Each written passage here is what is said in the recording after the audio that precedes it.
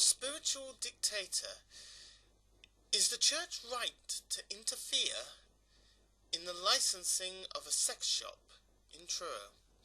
This is the program that brings you life, the universe, and other strangeness. I'm Ian Beaumont. Welcome to Viewpoint.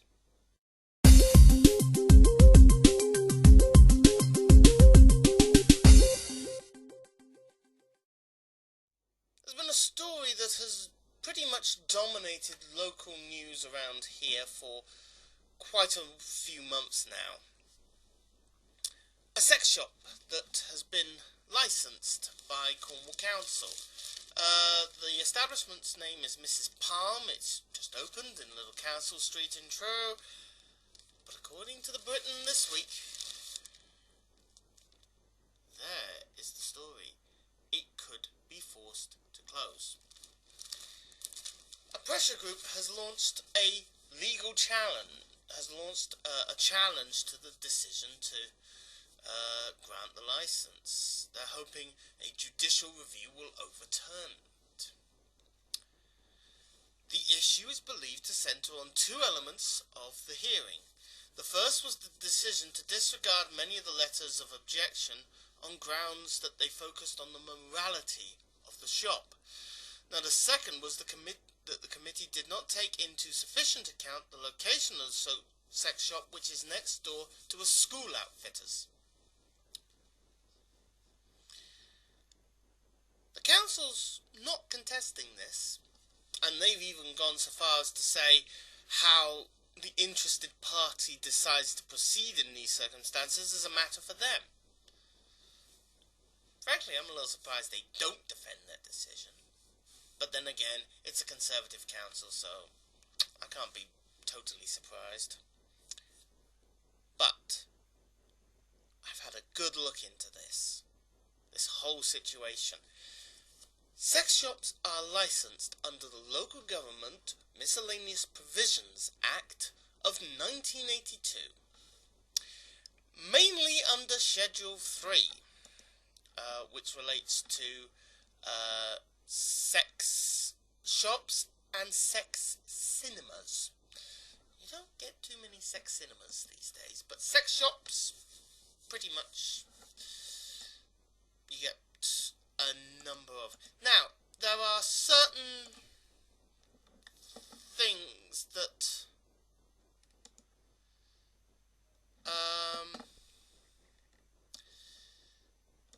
will clarify for what, under the legal terms, a sex shop, and this is quoting directly from the Act, means any premises, vehicle, vessel or stall used for a business which consists to a significant degree of selling, hiring, exchanging, lending, displaying or demonstrating sex articles or other things intended for use in connection with or for the purpose of stimulating or encouraging sexual activity or acts of force or restraint which are associated with sexual activity. That's just one example of the complete and utter vagueness that exists in this particular schedule and indeed in the Act. It is very vague. Thankfully, a more recent law, the Video Recordings Act of 2010, has clarified the position to a degree. Any shop that sells restricted 18 DVDs or videos must be licensed. In other words, it has to be licensed under the licensed sex shop rules. So, that's clear. That we can be sure of. Everything else is a little vague.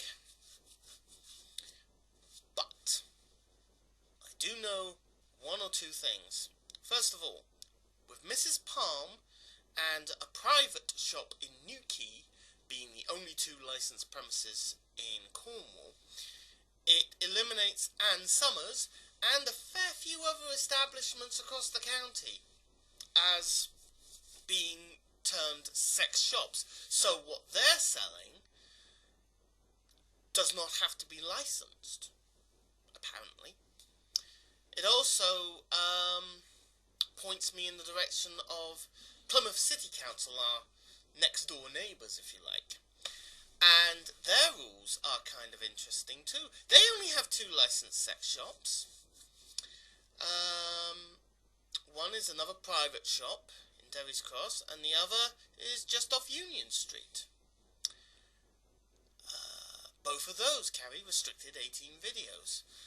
2 other premises in the city, another Ann Summers, and an establishment under the name of Westward Bound, neither carry restricted 18, neither are licensed as sex shops, and therefore neither are regarded as sex shops, at least not in legal terms. So, that is interesting, to say the least. Then there is the organisation bringing this action. The organisation is called the Christian Institute, and this is from their own website. This is how they describe themselves. The Christian Institute exists for the furtherance and promotion of the Christian religion in the United Kingdom and the advancement of education. The Christian Institute is a non-denominational Christian charity committed to upholding the truths of the Bible. We are supported by individuals and churches throughout the UK. We believe that the Bible is the supreme authority for all of life, and we hold to the inerrancy of Scripture. We are committed to upholding the sanctity of life from conception. Well, I'm sorry, but the supreme authority for life is the law. And if the law says that a sex shop needs a license and it meets the necessary criteria, of which there are plenty, then it can go there. But that's the other interesting thing. Upon researching Schedule 3 of the Local Government Miscellaneous Provisions Act of 1982, I found something that actually quirked my eyebrows. There is nothing specific in the Act relating towards the location of premises in regards to nearness to things like schools or non-school owned playgrounds. Very interesting. Very interesting indeed.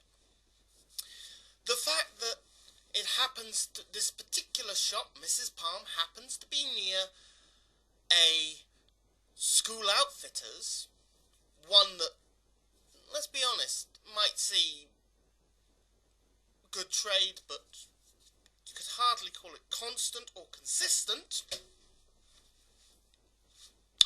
seems to indicate to me that actually, under the law, as much as I was able to interpret it, there's no reason why it can't go next to a school outfitters. No reason at all. So I'm afraid that, based upon the legal wording of the relevant act, I can't see this judicial review succeeding at all. Not at all. Their case does not hold one drop of water. Not one.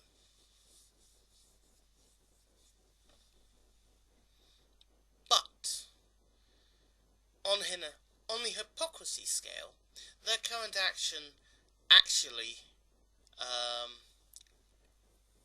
has an effect that perhaps they're not intending, but on the hypocrisy scale, really, really, really nice.